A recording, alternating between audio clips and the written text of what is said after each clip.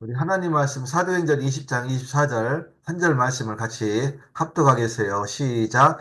내가 달려갈 길과 주 예수께 받은 사명 곧 하나님의 은혜의 복음을 증언하는 일을 마치려 하면은 나의 생명조차 조금도 귀한 것으로 여기지 아니하노라. 아멘. 우리는 무엇을 기억하고 누려야 하나요? 우리 렘넌트들이 무엇을 기억하고 누려야 되냐면 예수님은 믿는 자들의 구주시라는 것을 알아야 해요. 그래서 예수가 우리의 구세주시구나 이걸 알아야 돼요.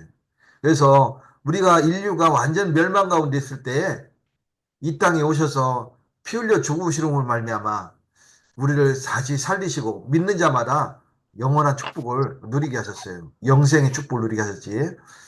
그리고 우리가 완전 삶 가운데 실패했을 때에 무상 가운데 멸망 가운데 무속 가운데 그리고 점술 가운데 완전 실패했을 때에 예수를 믿기만 하면 삶을 성공하는 삶으로 축복하셨어요. 그리고 우리가 완전 무능할 때 개인이 완전히 무능한데 이것을 완전히 무너뜨리고 하나님 품으로 우리를 부르셨어요. 이것을 우리가 알아야 돼. 그래서 예수님은 우리를 멸망과 실패와 무능 가운데서 우리를 다시 세우셨어요. 그러면 구원받은 우리는 어떻게 행실을 해야 될까요? 말씀을 읽는 것과 그리고 권하는 것과 가르치는 것에 전념해야 돼. 그래서 이 말씀이 내게 읽혀지고 또 다른 사람에게 권해지고 또 우리 친구들에게 가르치는 것에 전념해야 되는 거예요. 그래서 말씀을 묵상하고 기도하고 또 전도할 수 있는 우리 렘넌트가 되어요. 그러면 오늘 본문을 통해서 바울에게 복음을 방해하는 것이 있어했어요.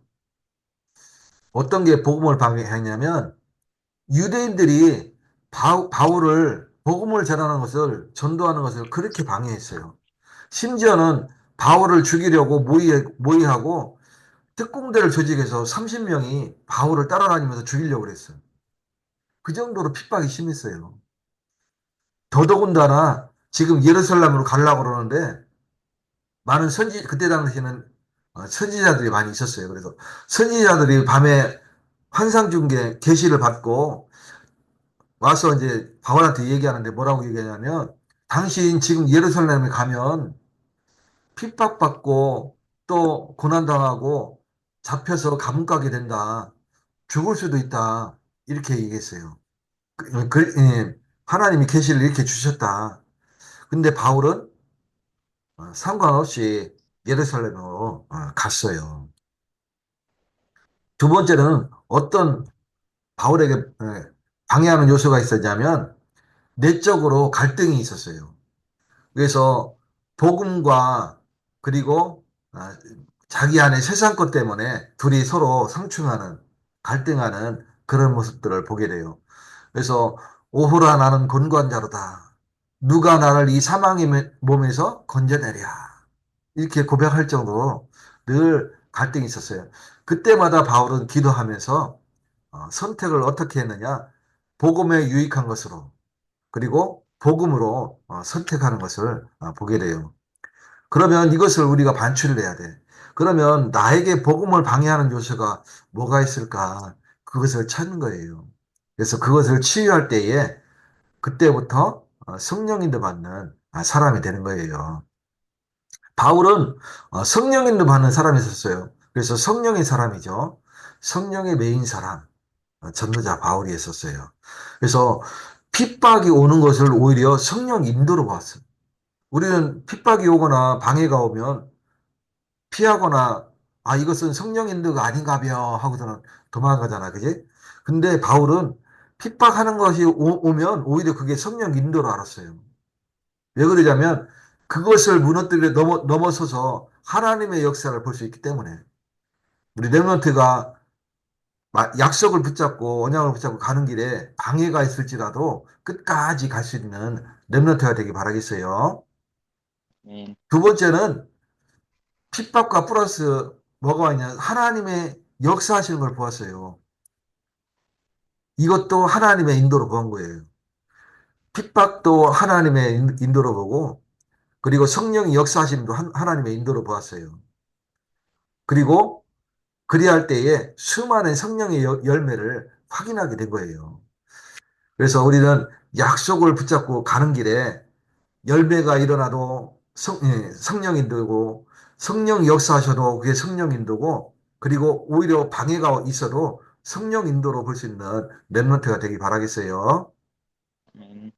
그러면 주 예수께 받은 사명, 우리는 바울은 이방인과 임금들과 이스라엘 자손에게 이 복음을 증거하는 것이 예, 바울의 사명이었는데, 그럼 우리는 내가 예수님께 받은 사명이 뭘까요? 그것을 찾는 날 되시기 바라겠어요. 바로 유대인과 이방인에게 그리스도를 증언하는 거예요.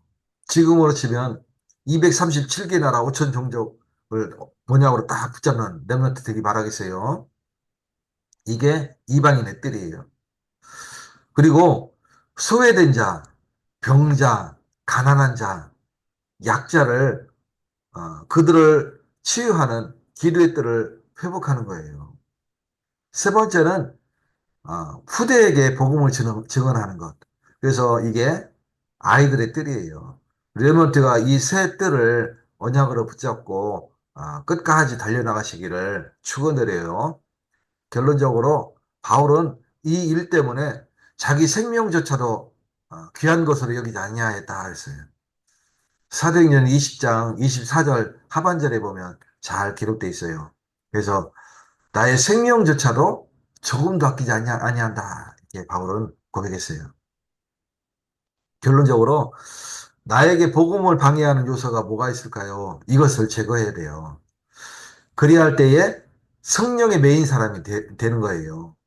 그러면 나의 달려갈 길과 주 예수께 받은 사명을 감당해 나갈 수 있는 렘넌트가 되는 거예요. 꼭 응답을 누려가시는 렘넌트가 되기 바라겠어요. 하나님 감사드립니다. 오늘도 언약의 말씀을 우리에게 주셔서 나의 달려갈 길과 주 예수께 받은 사명을 감당할 수 있는 렘넌트가 되게 하셔서 정말 237 나라 5천 종족을 살리며 또 소외된 자들을 살리며 후대를 살릴 수 있는 축복을 누리게 해 주시옵소서. 예수 그리스도 이름으로 기도 올려옵나이다. 아멘.